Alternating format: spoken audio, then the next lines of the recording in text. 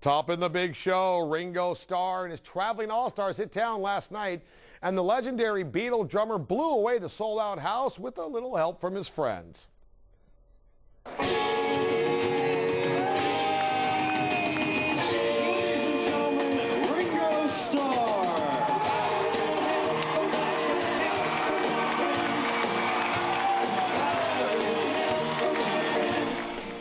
Sheila E., Richard Marx, Edgar Winter, and Ringo Starr, all part of this all-star touring group. The 2.5-hour show was a mix of Ringo Starr solo hits, Beatles classics, and hits from the traveling all-stars themselves.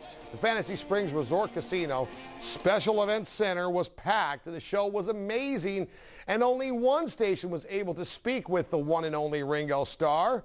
We sent our special rock correspondent, Dave Wohl, in hopes of chasing down the elusive drummer. Dave, how'd you do? You know, I still don't know for sure, but I was honored once again to be Eye in the Desert special rock correspondent last night as we went to Fantasy Springs Casino to see Ringo Starr and his all-star band.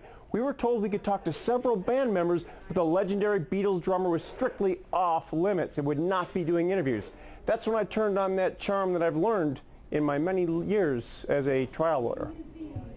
It works because this is what I do. I am not an electrician. I don't fix plugs. I play drums and have a good time on stage. Your schedule is more than a band in their 20s is playing. I mean, it's virtually every day. Well, just because I'm 25, you don't have to pick on me. You look fantastic. I mean, you really do. It used to be... Any musician who's still standing is fantastic. But it used to be party all night, sleep all day. I used to be party all night. I did. And now I love the day. I love the lights. And this is what we do. It's fantastic. Because I'm not partying all night. I'm partying all day. And I'm playing all night with the band. And that accounts for the physical conditioning. It does. I got a trainer, of course, just like everyone else. I talked to Paul Rogers the other day, 56 years old. He looks like he's 35. Yeah. This is the new thing, isn't it? It's either that or we've found the elixir of life. How did you put together this fantastic all-star band composed of not just a legend like yourself, but many legends? Well, you know, the first band was in 1989. That was with a lot of friends, and this is the 9th band, and you know, you have to look at people who are interested in being in the All-Stars, people I'd like in the All-Stars, what songs they've got. They all have to have hits. And then you say, oh, well, I need a piano player. Okay, let's see that. The bass player. You know, you just have to work it out. Any thought at all, would Paul ever join the All-Star band? No, I ask him every year, and he's too busy. I think he needs to see what you have here, and he might change his mind. Well, he has his own band, and he has lots of numbers he can sing and entertain everybody with. That's very true. Okay, last question, big guy. Well, okay, last question. I guess it would be, did you ever think, Paul wrote the song When I'm 64, did you ever think at your age you would still be rocking like you were in your 20s? Well, no, he actually wrote that when he was 18, but you don't think of that then. It was just a song. 64 was like too far away. Right. And then suddenly you're there, you know. And 60s is like 40s was 20 years ago. Well, that's what they say.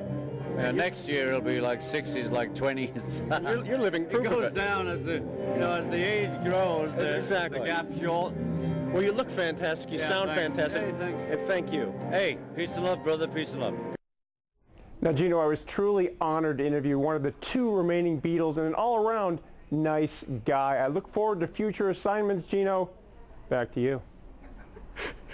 Thanks, Dave, for that introspective, and I really appreciate that extra hard work you do and the diligence that it takes to get an interview like that. What'd you do? Just pin this guy up against the wall and say, talk to me, or you're not getting by? No, it's that charm, Gino. I'm telling you, it really is. I just winked at him. He liked me. We hit it off. Next thing you know, he doesn't do these, like once every 30 years maybe. So, hey, we're honored. I'm honored to do it for you. Eye in the Desert, CBS 2. Hey, it's fun. What can I say? Dave, I'm sure it was the charm. Positively. Yeah, that was it.